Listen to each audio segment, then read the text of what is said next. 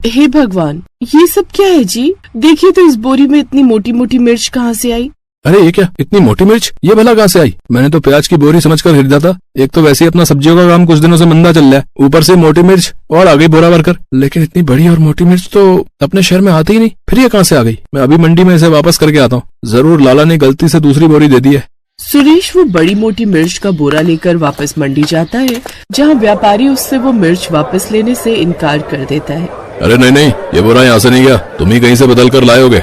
उस व्यापारी ने वो मोटी मिर्च का बोरा लेने से इनकार कर दिया। अब उसकी समझ में कुछ नहीं आ रहा था कि वो क्या करे। वो बोरी लेकर वापस घर लौट आया। सुगंधा वो तो बड़ा मक्कार निकला, उसने तो प्याज के बदले ये मिर्च की बोरी ही थमा दी और अब लेने से भी इनकार कर रहा है। मेरी तो कुछ समझ में नहीं आ रहा कि अब क्या करूं। कोई बात नहीं जी, हम अपनी दुकान में से रखकर बेचने की कोशिश करेंगे, क्या पता कोई ग्राहक इसे खरीद ही ले। सुरेश और सुगंधा के घर के नीचे ही उनकी एक छोटी सी दुकान थी। उस दुकान में वो सब्जियां बेचा करते थे। उस रोज उन्होंने कुछ सब्जियों के साथ उस मोटी मिर्च को भी बेचने के लिए लगा दिया। शाम को कुछ ग्राहक उनके पास आए भी, लेकिन जैसे ही वो मोटी मिर्च उन्होंने देखी, वैसे ही सब उसका मजाक उड़ाने लगे। सुरेश भाई, ये 1 किलो आलू कैसे कितने के? जी 30 रुपए किलो। अच्छा ठीक है, 1 किलो पैक कर दो। तभी उस ग्राहक की नजर उस मोटी मिर्च पर गई।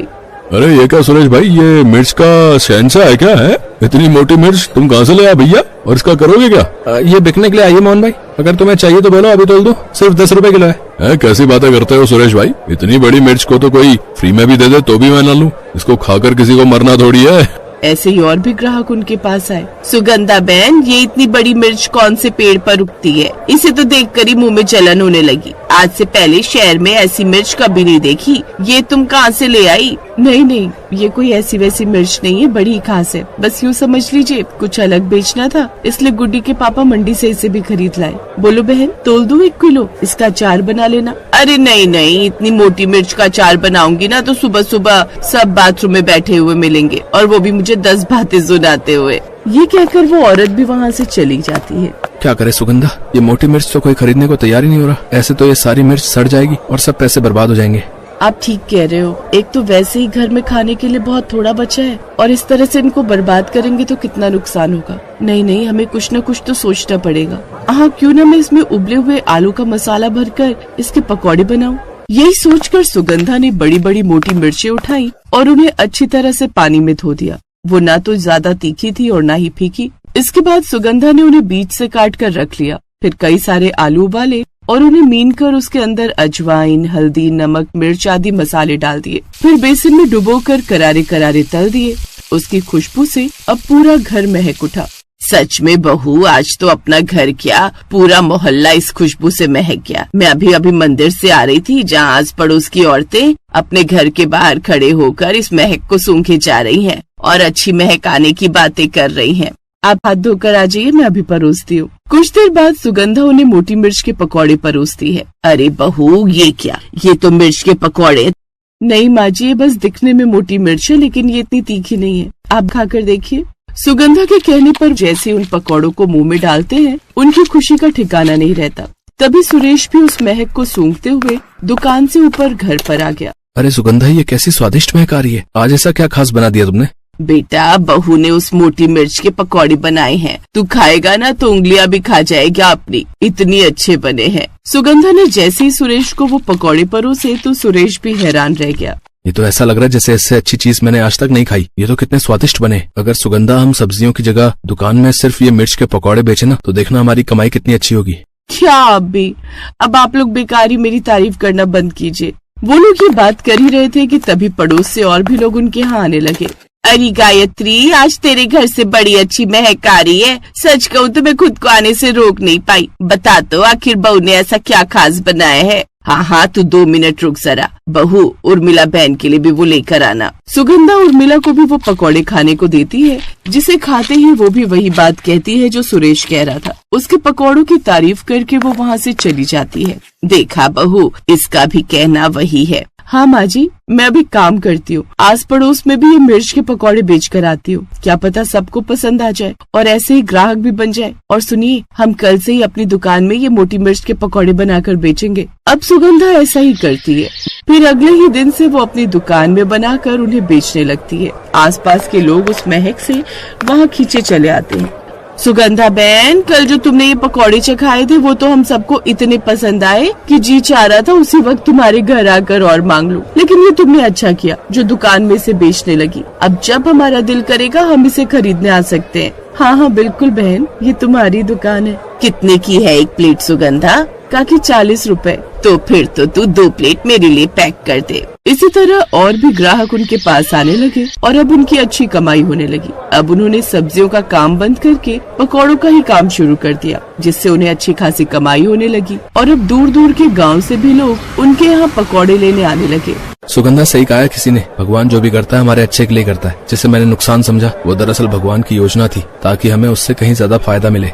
बिल्कुल सही कहा जी आपने। कल तक जो हमारी दुकान में रखी मोटी मिर्च का मजाक उड़ा कर जा रहे थे, आज वही उसके बने पकौड़े खाने के लिए लाइन में लगे रहते हैं। तभी सुगंधा को किसी की आवाज आती है, बहू 10 पकौड़े और दे दो, साथ में मीठी चटनी भी। जी काकी, बस अभी पैक कर देती हूँ। सुगंधा और सुरेश एक दूसरे की तरफ मुस्कुरा कर देखते हैं और फिर ग्राहकों को गर्मा गर्म पकौड़े तल कर देते हैं। अब वो दिन के 2 से 3 हजार रूपए आसानी से कमा लेते, जिससे अब उनकी गरीबी दूर होने लगी और अब वो लोग खुशी खुशी रहने लगे। किसी ने सच ही कहा है, भगवान जो भी करते हैं, किसी ने सच ही कहा है, भगवान जो भी करते हैं उसमें हमारी भलाई ही छुपी होती है। भले ये बात तुरंत समझ न आए, पर समय अपने आप सब साफ कर देता है। भरोसा रखिए, भगवान के घर भले ही देर है, लेकिन अंधेर बिल्कुल भी नहीं। वो जब देता है तो छप्पर फाड़ कर देता है।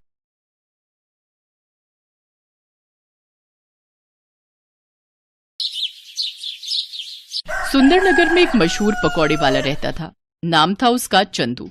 सुबह उठना, उठकर पकौड़े तैयार करना और पूरे दिन नगर में घूम घूम कर साइकिल पर पकौड़े बेचना, यही उसका रोजाना का काम था। पकौड़े ले लो, पकौड़े या गर्मा गर्म पकौड़े या जल्दी आओ, गरम गरम पकौड़े खाओ। पकौड़े ले लो, पकौड़े गर्मा गर्म पकौड़े या। चंदू की आवाज सुनकर हर कोई उसके गर्मा गर्म पकौड़े खाने के लिए वहां आ जाता था और थोड़ी देर में ही चंदू के सारे पकौड़े बिक जाते थे।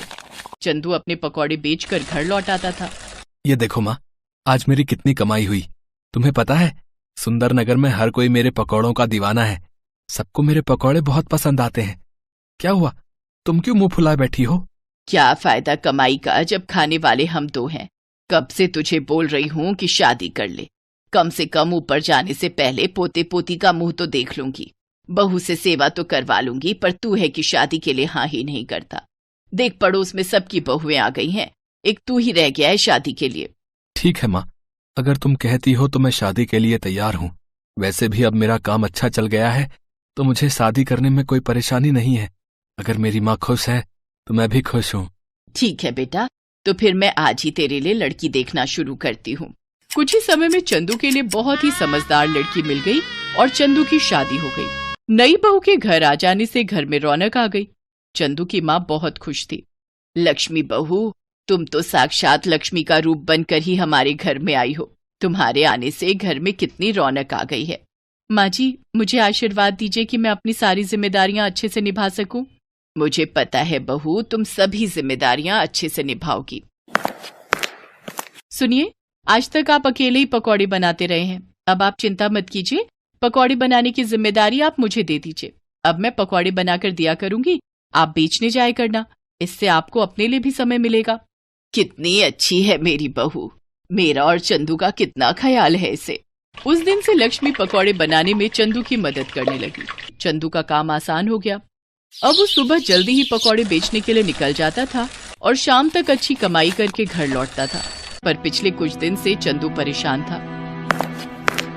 जब उसकी पत्नी ने उस परेशानी का कारण पूछा तो उसे बताना ही पड़ा। क्या हुआ जी? मैं देख रही हूँ आप कुछ दिनों से परेशान हैं। मुझे बताइए कि क्या हुआ है। हाँ चंदू बेटा, मैं भी तुझे कई दिनों से परेशान देख रही हूँ। क्या बात है? पता नहीं, कुछ दिनों से मैं जब पकौड़े बेचने के लिए निकलता हूँ तो मेरा टोकरा भरा हुआ होता है, पर बाजार तक पहुँचने में मुझे ऐसा महसूस होता है कि मेरे टोकरे में से कुछ पकौड़े गायब हैं। पकौड़े गायब हैं? पर बेटा, आज तक ऐसा कभी नहीं हुआ। कोई बात नहीं, मैं कुछ ज्यादा पकौड़े ही बना दूंगी। कई बार पता नहीं चलता, हो सकता है आपके मन का वहम हो। हाँ, ये भी हो सकता है मेरे मन का वहम हो। कल मैं थोड़े ज्यादा पकौड़े ले जाऊंगा। अगले दिन चंदू थोड़े ज्यादा पकौड़े लेकर जाता है, पर उस दिन भी चंदू देखता है कि पकौड़े थोड़े कम हैं। वो घर आकर ये बात लक्ष्मी और अपनी माँ को बताता है। अरे मेरे बच्चे को पता नहीं किसकी नजर लग गई है, कोई भूत प्रेत पकौड़े चुरा कर भाग रहा है क्या? मुझे तो दाल में कुछ काला दिखाई देता है। अच्छा एक बात बताओ, जब तुम पकौड़े बेचने के लिए जाते हो क्या कहीं कुछ देर के लिए रुकते हो? मैं जब पकौड़े बेचने जाता हूँ तो रास्ते में बस मैं पानी पीने के लिए नदी किनारे रुकता हूँ। बस मैं सारी बात समझ गई। अब तुम देखते जाओ मैं क्या करती हूँ। कल के बाद तुम्हारी ये समस्या हमेशा के लिए दूर हो जाएगी। तुम ऐसा क्या करने वाली हो? बस देखते जाओ, जैसे जैसे मैं कहूँ तुम वैसे ही करना। लक्ष्मी बहुत ही समझदार थी। अगले दिन जब चंदू पकौड़े बेचने के लिए निकला तो वो नदी के पास पानी पीने के लिए रुका और फिर से अपने पकौड़े बेचने के लिए चला गया। चंदू पकौड़े बेचकर घर आ गया। अब तुम नगर के राजा के पास जाओ और अपनी ये समस्या उन्हें बताना। चंदू नगर के राजा के पास गया और पकौड़े चोरी होने की बात कही और आज उसने जो किया वो बात भी उसने राजा के कानों में डाल दी। तुम्हें न्याय जरूर मिलेगा, चोरों को जल्दी ही पकड़ा जाएगा, नगर में ढिंडोरा पिटवा दिया जाए। चंदू खुशी खुशी घर आ जाता है। नगर में ढिंढोरा पिटवा दिया जाता है। अब बारी थी असली चोरों को पकड़ने की। क्या तुम्हें लगता है लक्ष्मी अब चोर पकड़े जाएंगे? बिल्कुल पकड़े जाएंगे। मैंने तरकीब ही ऐसी लड़ाई है। चोर तो ये भी नहीं जानते कि उस दिन तुम पकौड़े बेचने बाजार गए ही नहीं। मैंने सिर्फ उन चोरों को पकड़ने के लिए वो पकौड़े तैयार किए थे। उन चोरों के हाथ पर गोंद लगे हुए पकौड़े अच्छे से चिपक गए होंगे। मैंने ऐसा गोंद तैयार किया था जो छुड़ाए नहीं छूट सकता। चोर तो अपने हाथों में पकौड़े चिपके हुए देखकर परेशान हो रहे होंगे, पर राजा जी द्वारा जो खबर उन्हें मिलने वाली है उससे वो बहुत खुश हो जाएंगे। लक्ष्मी ने पकौड़ों पर चिपचिपा गोंद लगा दिया था जिससे पकौड़े उन चोरों के हाथ पर चिपक जाएं जो चंदू के पकौड़े चुराते थे। राजा द्वारा नगर में ढिंढोरा पिटवा दिया जाता है। सुनो सुनो, ध्यान से सुनो। राजा वीरभान ने कल रात को एक सपना देखा था जिसमें उन्होंने कुछ ऐसे लोग देखे थे जिनके हाथ में पकौड़े चिपके हुए थे। राजा वीरभान ने सपने की बात राजगुरु से कही है। राजगुरु का कहना है यदि सच में ऐसे लोग मिल जाएं तो राजा वीरभान के लिए बहुत ही शुभ है। इसीलिए राजा वीरभान ऐसे लोगों की तलाश कर रहे हैं जिनके हाथ में सचमुच पकौड़े चिपके हुए हों। क्या हमारे राज्य में ऐसा कोई है जो ये इनाम पाना चाहता है तो वो राजा वीरभान के पास जा सकता है। जो भी ऐसा चमत्कारी व्यक्ति राजा वीरभान से मिलेगा उन्हें राजा वीरभान की तरफ से 1000 स्वर्ण मुद्राएं इनाम में दी जाएंगी। अरे भाई ये तो सोने पे सुहागा हो गया। हमारे हाथों में तो सचमुच पकौड़े चिपके हुए हैं। चल यार जल्दी से राजा वीरभान के पास चलते हैं, पता लगे कोई और पहले पहुंच जाए। गाँव के बहुत से लोग उस चंदू से पकौड़े खरीद कर खाते हैं। हो सकता है गाँव में और भी लोगों के हाथों में पकौड़े चिपके हों। ये इनाम हमारे हाथ से नहीं जाना चाहिए। तू ठीक कह रहा यार जग्गू, चल हम जल्दी से राज दरबार चलते हैं। अरे वाह, ये तो कोई जादुई पकौड़े थे जो हमारे हाथों में चिपक गए और राजा वीरभान को सपना भी इसी का आया। अब तो हम माला माल हो जाएंगे। लक्ष्मी की तरकीब काम कर गई और चोर पकड़े गए। राजा के दरबार में जब जग्गू और रघु नाम के 2 चोर पहुंचे तो सारी सच्चाई सबके सामने आ गई। इन दोनों चोरों को पकड़कर कारागार में डाल दिया जाए ताकि ऐसे चोर दोबारा राज्य में चोरी ना कर सकें। लक्ष्मी, तुम बहुत समझदार हो। हमारे राज्य में तुम जैसी समझदार प्रजा का होना बहुत जरूरी है। उपहार स्वरूप ये 1000 स्वर्ण मुद्राएं हम तुम्हें देते हैं। ये तुम्हारी समझदारी का इनाम है। लक्ष्मी अपने पति चंदू के साथ इनाम लेकर खुशी खुशी घर लौट आती है। मैंने तो पहले ही कहा था हमारी बहू अपने नाम के साथ साथ सचमुच लक्ष्मी का रूप बनकर घर में आई है। जीते रहो मेरे बच्चों, हमेशा खुश रहो।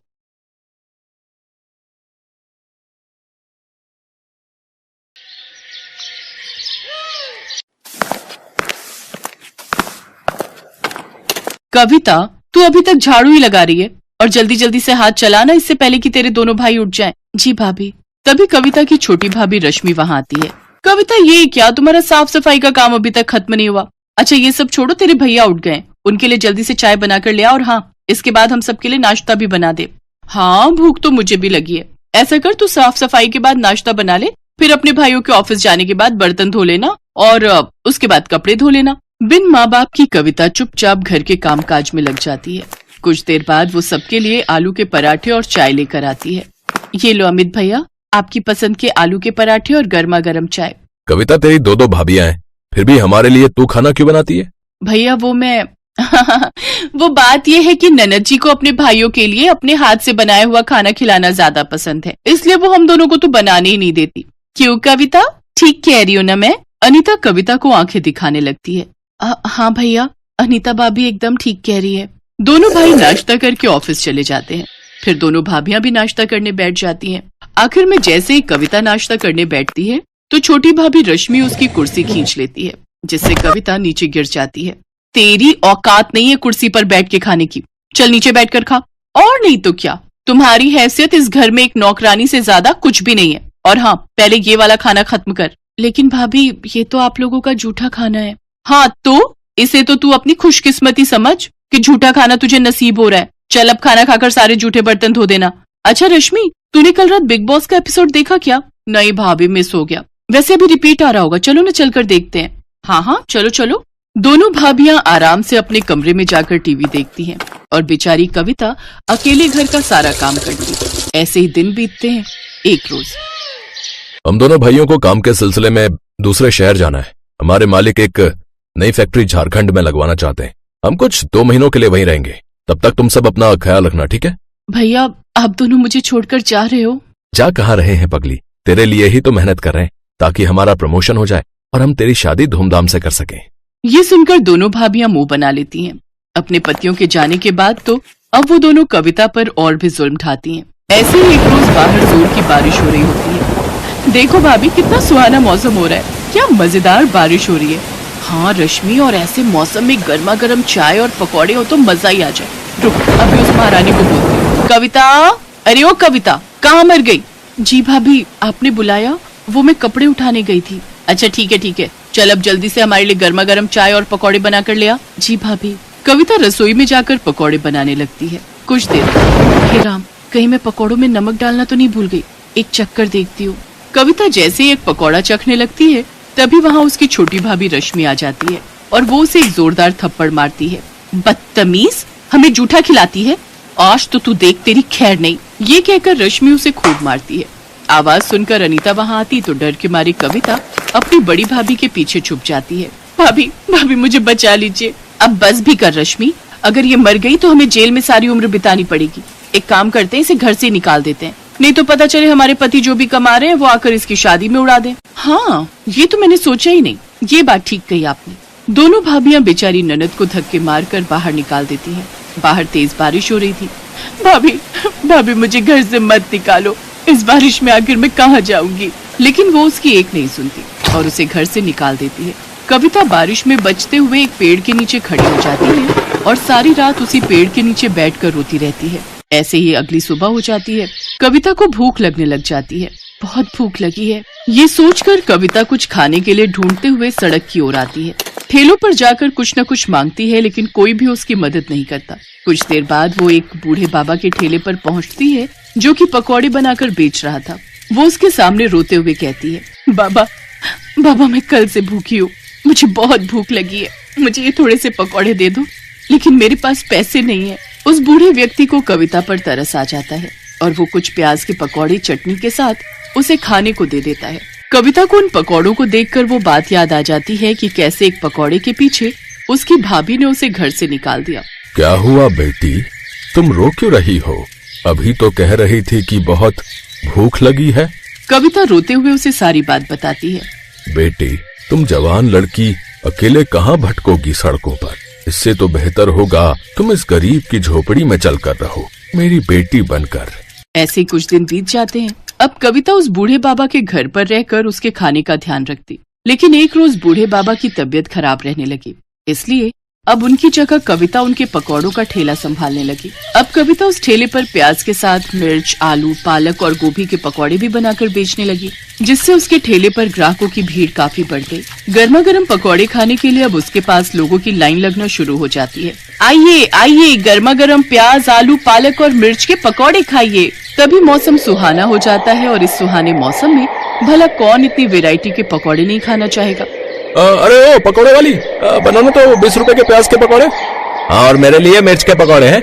इस तरह उसके पास ग्राहकों की भीड़ लगना शुरू हो जाती है और जो भी उसके पकौड़े एक बार खाता वो बार बार जरूर खाता। भगवान की दया से मेरे बनाए हुए पकौड़े सब ग्राहकों को बहुत पसंद आ रहे हैं। अगर मेरा ये काम ऐसे ही चलता रहा तो बहुत जल्द मैं एक नया पक्का घर बनवा लूंगी। ये सब सोचकर कविता बहुत खुश थी। अगले दिन वो फिर अपना ठेला वहाँ लगाती है, लेकिन एक रोज तेज तूफान के आने के कारण उसके ठेले की छत उड़ जाती है और बारिश के कारण उसके सारे पकौड़े उसमें खराब हो जाते हैं। सब खत्म हो गया। इस बारिश ने सब खराब कर दिया। इस बारिश ने एक तरफ जहां कविता को रोजी रोटी कमाने से भी वंचित कर दिया था, तो वहीं दूसरी ओर उसकी दोनों भाभियां आराम से अपने लिए पिज्जा और पॉपकॉर्न ऑर्डर करके मजे से इस बारिश का लुत्फ उठा रही थी। वाह वाह, क्या स्वाद है इस पिज्जा का, और इस पॉपकॉर्न के तो क्या ही कहने। उधर रोती हुई कविता अपनी झोपड़ी में आती है, जहाँ सारी झोपड़ी में पानी आ गया होता है। अब पूरे घर में तो बारिश का पानी भर गया है। बाबा, मैं अभी ये सारा पानी उठाकर बाहर फेंक देती हूँ। कविता अपनी बदकिस्मती पर रोते हुए उस पानी को उठाकर बाहर की ओर फेंकने लगती है। कुछ देर बाद वो उस बूढ़े बाबा की ओर देखती है। नहीं, मैं इतनी जल्दी हार नहीं मान सकती।